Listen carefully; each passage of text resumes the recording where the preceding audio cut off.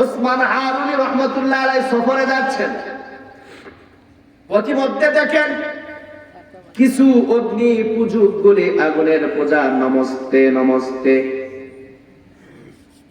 ওম নমো ভগবতী বাসুদেবায়া, আগুনের পূজা করে।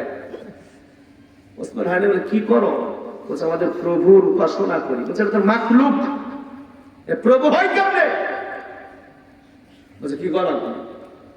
বলছে, আপনি কার উপাসনা করেন? বলছে, আমি আগুনের মালিক যিনি তার উপাসনা করি। বলছে, তাই? বলে, হ্যাঁ। তাহলে ইও মাখলুক, আপনিও মাখলুক। মাখলুক, মানুষও মাখলুক, এ মাখলুক, এ মাখলুক যেমন কোলাকুলি করে, এ আগুনও মাখলুক, আপনিও মাখলুক। দেখেন তো, ঢোকেন দেখি, দেখি মাখলুক আপনার ছাড় দেয় নাকি।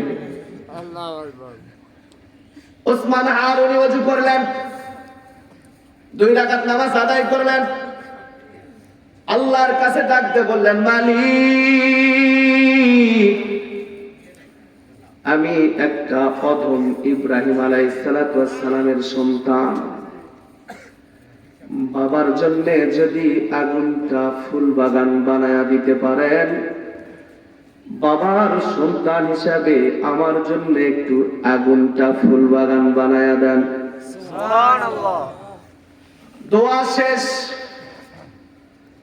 যাই নামাজ হাতে নিলেন, ওসমান হারুনি সশরীরে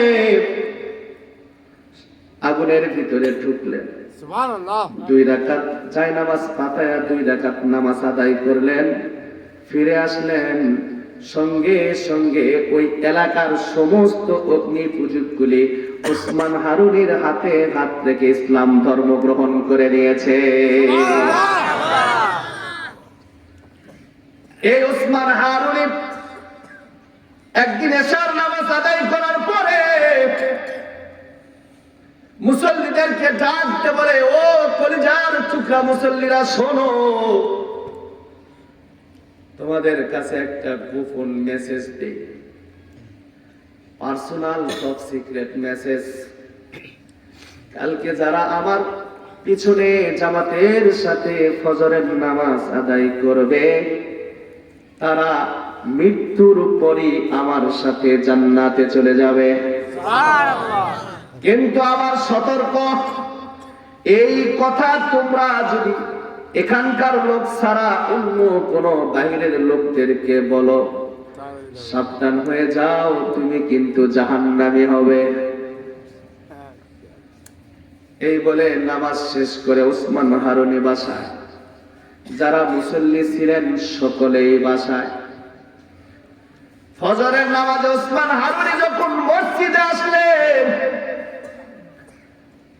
আগেই বলেন আল্লাহু আকবার, পুরা মসজিদ বুক, মসজিদের বারান্দা বুক, ওই এলাকা রাস্তা ঘাট সব মুসল্লিরা দাঁড়ায় গেছে। ওসমান হারুনি বাসা থেকে বের হয়ে তো অবাক, কিছু বলেন নাই, আস্তে করে সে নামাজের ইমামতি করেছে। ইমামতি করার পরে বলতেছেন, কালকে যারা আমার পিছনে ফজরের নামাজ আদায় করে এশার নামাজ আদায় করেছে, তারা বসো, বাকিরা চলে যাও।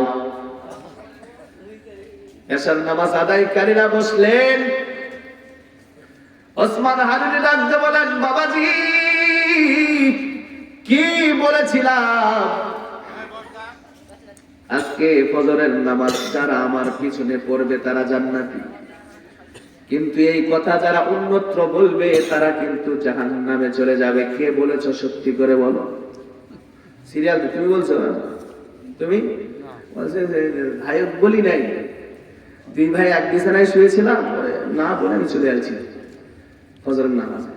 একজন বলতেছে বাবারেও বলি নাই, বাবা বলতেছে আমি আমার সন্তানরে বলি নাই। খাজা মঈনুদ্দিন চিশতির যখন সিরিয়াল আসছে, খাজা মঈনুদ্দিন চিশতিরে বলতেছে তুমি বলছো? বলে জি। একটু জোরে বলেন আল্লাহু আকবার। আল্লাহু, একটু জোরে বলেন আল্লাহু আকবার। কেন বললাম? আমি যে তোমারে বলছি এটা কি শোনো নাই? বলে হ্যাঁ শুনছি। তারপরে বললা কেন? বলে হুজুর আমি তো আল্লাহর গোলামি করি আল্লাহরে সন্তুষ্ট করার জন্য, জান্নাতের আশায় গোলামি করি না, জাহান্নামের ভয়ে আল্লাহর ইবাদত করি না। আমি শুধু গোলামি করি আমার মালিক আল্লাহরে সন্তুষ্ট করার জন্য। আর আমি জানি আমার মালিক অনেক আদর করে মানুষগুলো বানাইছে। আমি যদি একাই জান্নাতে যাই, আরে আমার আল্লাহর বান্দাগুলি যদি জাহান্নামে চলে যায়, আমার আল্লাহ অবশ্যই খুশি হবে না। আর আমি যদি একাই জাহান্নামে চলে যাই, আর আমার এই মেসেজের কারণে এলাকার হাজার হাজার মানুষ যদি জান্নাতে চলে যায়, ওই জাহান্নামে যাওয়াতেও আল্লাহ আমার বিশ্বাস খুশি হয়ে যাবে। এই জন্য আমি এশার নামাজ আদায় করার পরে ঘুমাই নাই। এশার নামাজ আদায় করার পরে সকলের দ্বারা দ্বারা গেছি, সকলের দ্বারা দ্বারা গিয়ে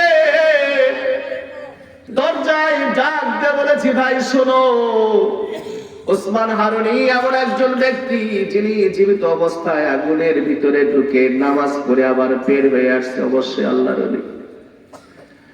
এরকম ব্যক্তি ঘোষণা করেছেন আগামীকালকে ফজরের নামাজ যে ওসমান হারুনির পিছনে আদায় করবে, আল্লাহ এই ব্যক্তিটারে জান্নাতে দিবে। ভাইরে দেরি করো না, অবশ্যই দয়া করে ওসমান হারুনের পিছনে ফজরের নামাজটা জামাতের সাথে আদায় করবা।